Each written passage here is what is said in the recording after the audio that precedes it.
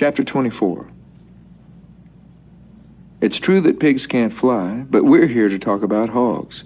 In 1539 or thereabouts, the conquistador Hernando de Soto, after whom our information headquarters is named, sailed from Spain to the New World. In his company of 7 ships and 2 caravels, there were 520 horses and 200 hogs. You heard me. 200 hunky honkin' hogs. Some of those hogs died at sea. Some of them were gobbled up by the conquistadors. But some, once the boats docked, escaped and formed their own colonies. Those were the first hogs to set foot on American soil. It turns out that Hernando de Soto was not a very nice person.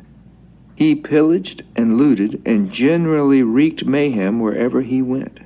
He also wore a heavy suit of metal armor, which, unlike natural fabrics, did not breathe.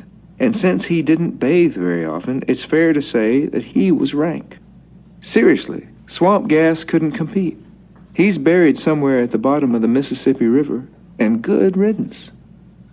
It also turns out that the descendants of De Soto's hogs weren't very nice either. They're still conquering parts of North America, which we'll discover soon enough. Chapter 25.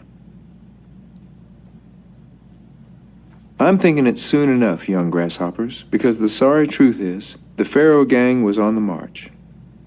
There are hogs and then there are bad hogs. Emphasis on bad. Clarification.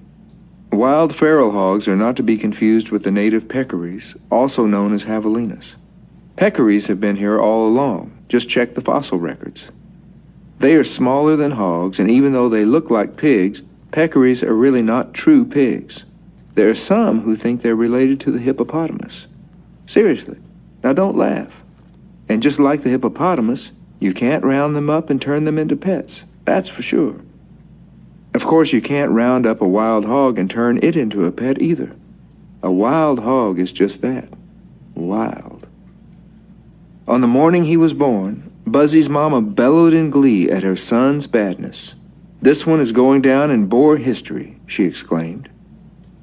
Right away, she named him Buzzsaw Pharaoh. Buzzy for short. Buzzy lived up to his name. Before he even lost his baby tusk, no Boer was better at uprooting a pasture. No hog ever did so much damage to a creek bottom.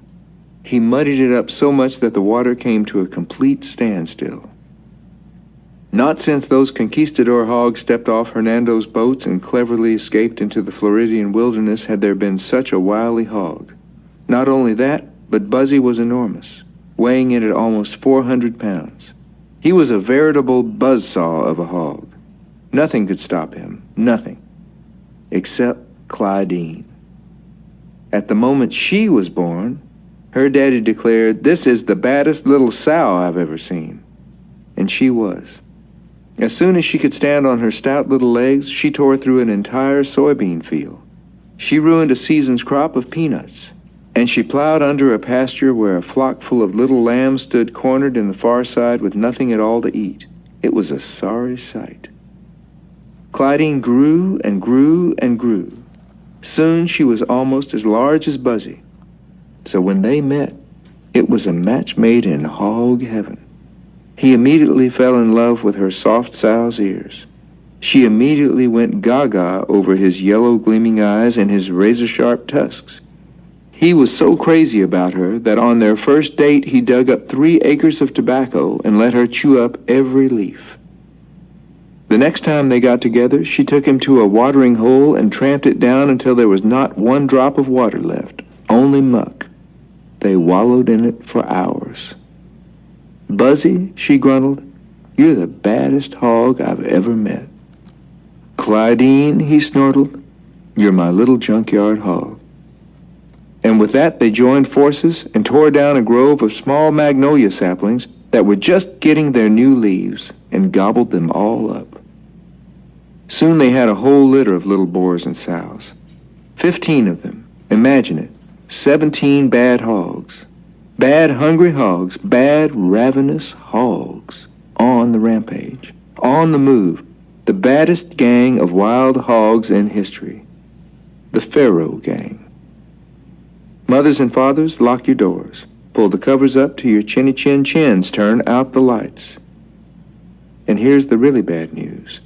One night, a terrorized fox, whom they had cornered in a peanut field, told them, under extreme duress, that the best, the very best, food in the entire world was the wild sugar cane that grew along the banks of the Bayou Torturel, the slow-moving stream that ran through the Sugar Man swamp. Buzzy's yellow eyes gleamed into the darkness. He charged at the poor fox and sent her howling through the night. Then he turned to Clydene and said, "Anything for you, my dearie dear?" And with that, they turned south, all 17 of them, while visions of sugar cane danced in their heads. Chapter 26. After Jaeger and Sonny Boy drove off, Chap felt an urge to throw all of the pots and pans against the wall, and he might have if it hadn't been for Sweetums. The tall ginger cat wove his way around his boy's ankles, which had a surprisingly calming effect.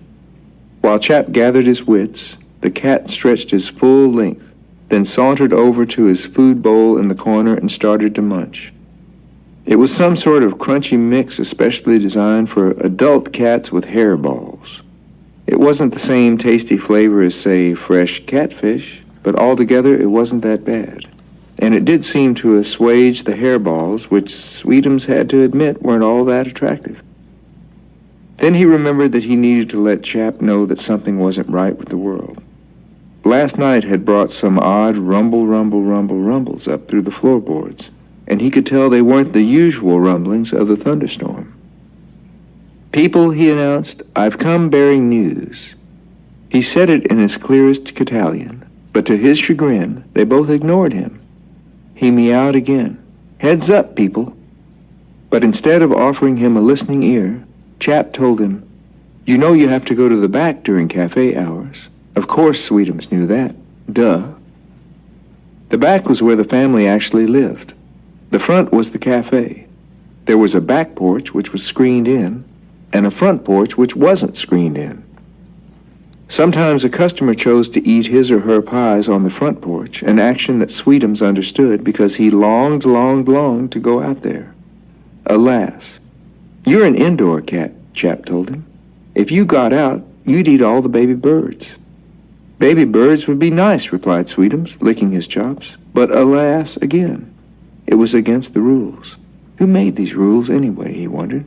Were any of them written in Catalan?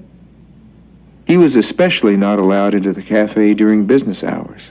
Chap told him it had something to do with the county health department and cleanliness regulations, which was a puzzle because, "People, can't you see that I clean my fur all the time?" He was reasonably sure that he was cleaner than any number of the patrons who ate their fried pies. Then again, there was that whole hairball thing. Humans, they had such weak stomachs. Still, hairballs notwithstanding, he knew that something was not right in the swamp. He meowed again, to no avail. For the third time that morning, alas. Chapter